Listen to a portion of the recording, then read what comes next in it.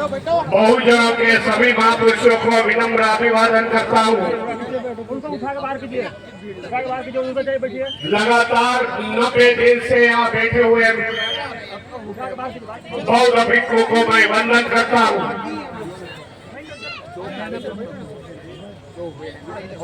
आज 12 मई है, बौद्ध पूर्णिमा है। सभी भारतवासियों का बौद्ध पूर्णिमा की हार्दिक हार्दिक शुभेच्छा देता हूँ। भगवान गौतम बुद्ध की भूमि है, ये जन्मभूमि है, कर्मभूमि है। जिस बुद्ध ने युद्ध नहीं तो बुद्ध दिया, मानवता का संदेश दिया, यह भारत की छवि बदलने की कोशिश की। यह विषमतावादी व्यवस्था में भगवान बुद्ध का विचार आज पूरे दुनिया में पहुंच गया। लेकिन भारत में भगवान गौतम बुद्ध का उतना आदर नहीं कर सकते। आज जो ये आंदोलन है, हमारी सीधी सी मांग है कि महाबोधि बुद्ध विहार हमारा, बौद्धों का, हमारे पुरखों ने उसको बांधा। भगवान गौतम बुद्ध को वहां से संबोधि मिली। सम्राट अशोक ने बाद में वहां बिहार की निर्मित की, जिन्होंने कुछ बनाया नहीं इस देश में।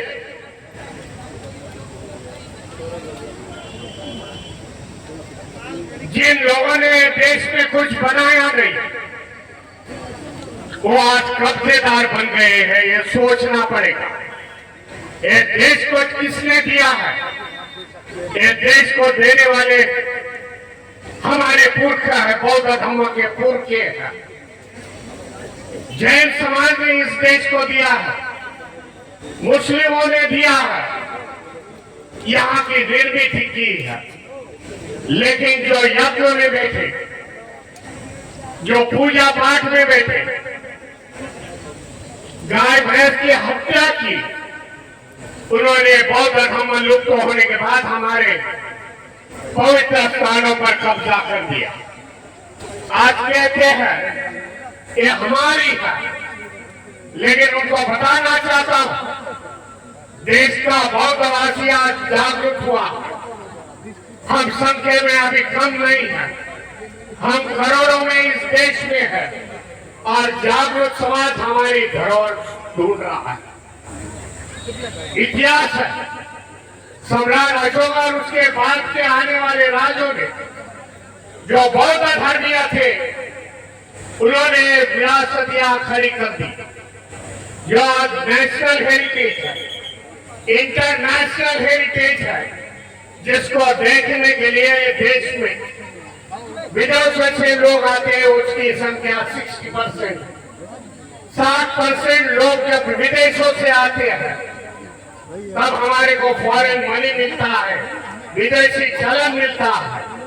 उससे देश की चलन बुद्धि आज बढ़ती है। मैंने देखा, कई साल में आते रहा हूं, जिस प्रकार का डेवलपमेंट होना चाहिए था इस बुद्ध विहार, महाबोधि विहार का, उसका आजू बाजू का परिसर का, सालों साल मुझे वो वैसा ही दिखा। बीच में मैं वाराणसी में गया था, 1 साल 1.5 साल पहले की बात। बुद्धिस्ट सोसाइटी ऑफ इंडिया, भारतीय बौद्ध महासभा का अधिवेशन था वाराणसी। जानते हो, हमारे प्राइम मिनिस्टर जी, उनका विधायक का क्षेत्र है, पार्लियामेंट का क्षेत्र है।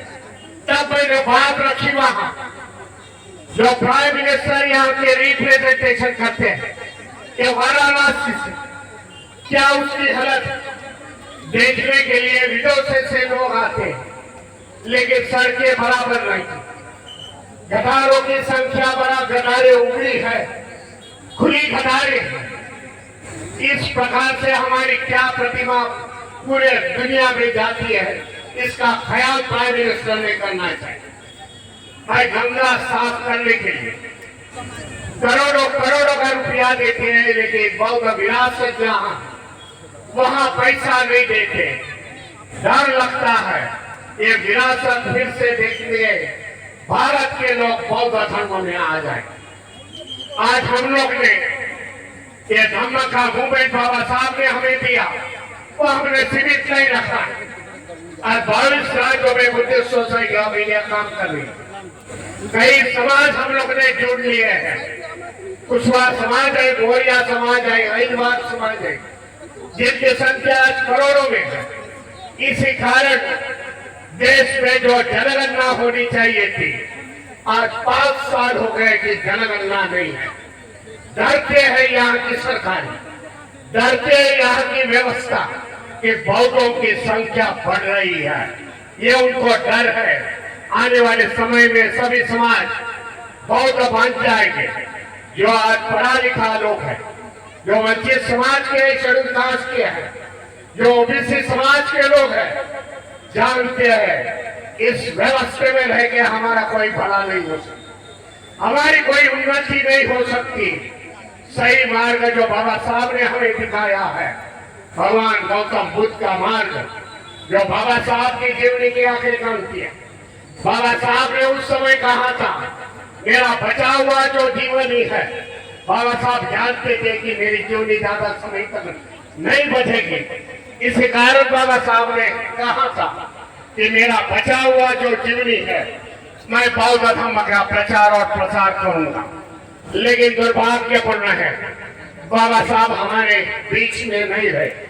लेकिन बाबा साहब के बाद बाबा साहब की सोचता बुद्धिस्ट सोसाइटी ऑफ इंडिया ये रहेगी, जिसकी स्थापना बाबा साहब ने की, जिसके प्रेसिडेंट बाबा साहब थे, जिसके वजह से बाबा साहब ने वो बैनर के नीचे देश में क्रांति करके दिखाई। जो भी एक खून का कोई भी लव न करते हुए लाखों का समाज एक स्टेट से दूसरे बौद्ध धर्म बन गया। आज हमारी जवाबदारी है, बाबा साहब के क्रांति के साथ साथ हम लोग बढ़ गए। बाबा साहब के क्रांति के साथ हमारी सामाजिक आर्थिक स्तर शैक्षणिक स्तर बढ़ गया। आज हमें कुछ देने का वादा करना चाहिए, क्योंकि हम बाबा साहब की विरासत है। बाबा साहब के वजह से हम बढ़ गए। मैं आपको कहना चाहता हूं, जो ये आंदोलन चल रहा है इस महाबोधि बुद्ध विहार का, वो हमें इसी तरह लगाना पड़ेगा। हमें झुकाना पड़ेगा यहाँ केंद्र सरकार को, स्टेट सरकार को। भाई जब तक हमारी मांगे पूरी नहीं होती, तब तक है आंदोलन हम लोग जारी रखेंगे। मैं देख रहा हूं, मैं पिछले महीने भी मैं आया था, लेकिन आज देख रहा हूं काफी संख्या से लोग आंदोलन में जुड़ गए। एक मैसेज अक्रॉस द कंट्री गया है, एक मैसेज पूरा दुनिया में चला गया है। दुनिया के लोग, जो बौद्ध राष्ट्र के लोग हैं, वो प्राइम मिनिस्टर को, यहाँ के केंद्र सरकार को लिख रहे हैं, भाई जिसकी मांगे है वो मांगे पूरी करो। इस प्रकार का दबाव हमें इस सरकार पर डालना पड़ेगा। ये भी कहना चाहता हूं, इस बिहार स्टेट में अम्बेडकर मूवमेंट जरा मुझे कम लग रही। आने वाले समय में बिहार में बौद्ध महासभा, बौद्ध धर्म का जो भी संगठन है, एक साथ चलने की कोशिश करनी पड़ेगी। आने वाले समय में अक्टूबर नवंबर में एक धम्म का बड़ा सम्मेलन सम्राट अशोक मैदान जो पटना में है, वहां लेंगे। 1 लाख लोगों के ऊपर हम लोग जुटाएंगे, दिखाएंगे हमारी ताकत क्या है। आज तक हमारे ताकत के पीछे कोई सब जन झुक गए। एक कहना चाहता हूं, उदाहरण देना चाहता हूं, जब आज सत्ते में केंद्र में बैठे वाले लोग, जब पार्लियामेंट का इलेक्शन चल रहा था, उसके पहले की बात बताना चाहता हूं। हम इतने संख्या से आएंगे, संविधान को बदल देंगे, बिठा देंगे। इस प्रकार का बौद्धाव करने वाले लोग, अम्बेडकरवादी लोग पूरे देश भर के सड़क पे आएंगे, लाखों की जनसंख्या में आ गए। बोले जो बदलने वाले हैं उनको हम लोग बदल देंगे। इसी कारण इंडिया गठबंधन को जो ज्यादा से ज्यादा चुनाव में वोटिंग मिल गई, ज्यादा चुन के आए, उनके लिए नहीं, ये बाबा साहब के संविधान के लिए संविधान बदलने वाले के विरोध में उन लोगों ने वोटिंग की। दिखा दी हमारी ताकत क्या है। जितने दबाओगे उतने हम उछल के आएंगे, फिर हम देखेंगे नहीं हमारे सामने कौन है। ये मैं चुनौती इस सरकार को देना चाहता हूँ और अपील करना चाहता हूँ कि बाबा साहब ने जो संगठन खड़े किए, धार्मिक संगठन किए हैं, राजनीतिक है, समता सैनिक दल है, एजुकेशन संगठन है, इस बिहार स्टेट में हमें चलाना पड़ेगा। हमारे भाई बहनों को इस बुआबाजी, अंधश्रद्धा, पाखंडवाद से निकालना पड़ेगा। एजुकेशन के लाना पड़ेगा, उनको बताना पड़ेगा जो बाबा साहब के मार्ग से चला, जो भगवान बुद्ध के धम्म पर विश्वास रख के चला, वो 8-7 साल में हम लोग कहीं आगे गए। हम नहीं चाहते बिहार के लोग, हमारे भाई बहन पीछे रह जाए। एक दफे एजुकेशन आता है तो हमारा दोस्त कौन, हमारा शत्रु विचारों का शत्रु कौन, ये उनको समझ में आएगा और हमें विरासत बदलनी है। महाराष्ट्र का उदाहरण देना चाहता हूँ। महाराष्ट्र में इस तरीके की बर्ताव हुआ था। हमारे धरोहर पर यही मनुवादी लोगों ने कब्जा किया था, लेकिन हम लोग ने वहां निरंतर संघर्ष किया। आर्कियोलॉजिकल डिपार्टमेंट जो भारत सरकार का डिपार्टमेंट है, इंग्रजों ने निर्माण किया हुआ डिपार्टमेंट है आर्कियोलॉजिकल डिपार्टमेंट, उससे पत्र विहार वार्तालाप करके वो जो इंक्रोचमेंट था, कब्जा किया था, वो हम लोग ने कई कब्जे उठा दिए। इस प्रकार का प्रावधान हम सभी भारतवासियों में करना चाहिए। हमारी विरासत हमें बदलनी पड़ेगी। लोगों को बताना पड़ेगा ये हमारे पुरखों ने बनाई है, जो ये भारत के लिए दी है, जो ग्लोबली नेशनल वर्ल्ड हेरिटेज के नाम से आज जानते हैं और उसको देखने के लिए आते हैं।